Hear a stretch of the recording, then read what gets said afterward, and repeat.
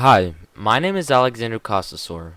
My candidate number is 5116, and I'm the actor and co-director of the film Opening Safe. My film uses horror film conventions to establish a sense of impending danger. It starts with a normal night, with normal music, and shocks the audience with the sound of something hitting the car. Then, it shifts to the character trying to be normal and distract himself from what happened, and then putting music on to set the mood.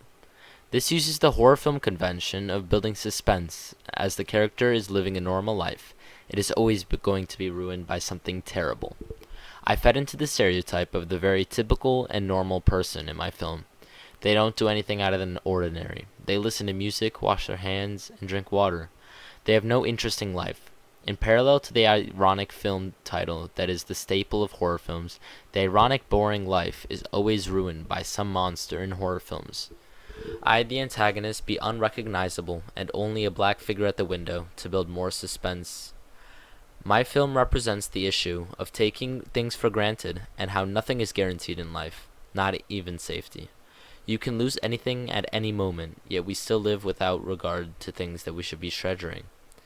Safe engages with the audience by putting them in a comfortable and familiar position of someone driving home at night and listening to music.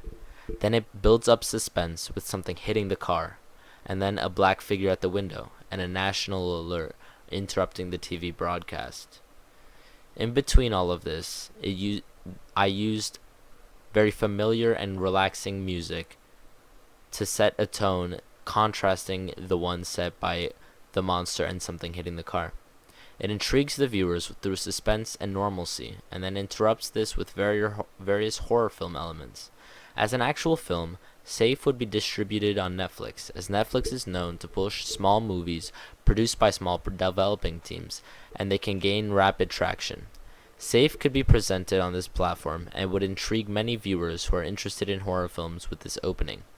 It leaves a lot of open ends for the mind of the audience to wander, hence making them want to see what happens next. The funding from the Netflix opening would allow us to buy more professional equipment and write a better sequel. As I worked on this project, me and my partner improved in filmmaking a lot. First of all, our ideas would build up off each other as we spitballed ideas.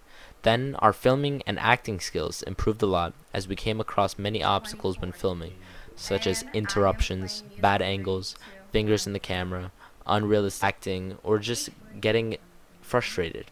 As we met up on multiple occasions, we had to think of different ways to implement ideas for the film. We also improved our use of lighting, as when we first filmed, we had poor lighting for our shots. Then we started to utilize lights behind the cameras, lights in the house, and even lighting on the character's face to convey mood. We also were able to shoot a continuous shot at the end of the film. This is something that we would not have been able to do when we first started filming. To add on to that, for the continuous shot, the filmer had to tell the actor for the monster on the call when to peek, and the actor for the monster had to play the broadcast on the TV from her phone, and then peek again for the second part of the shot, all without turning off the camera. When editing, we also came across many problems at the beginning.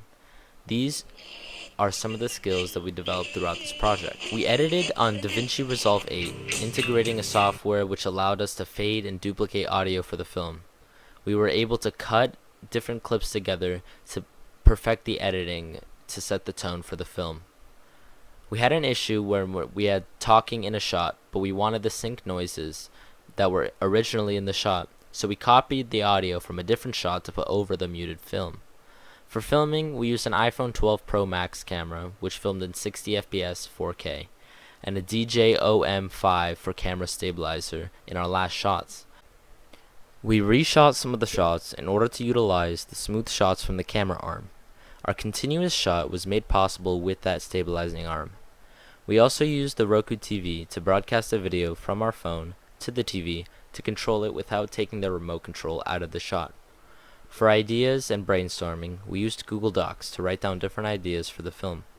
We actually changed many ideas and had to reshoot and delete many shots because we came up with new ideas.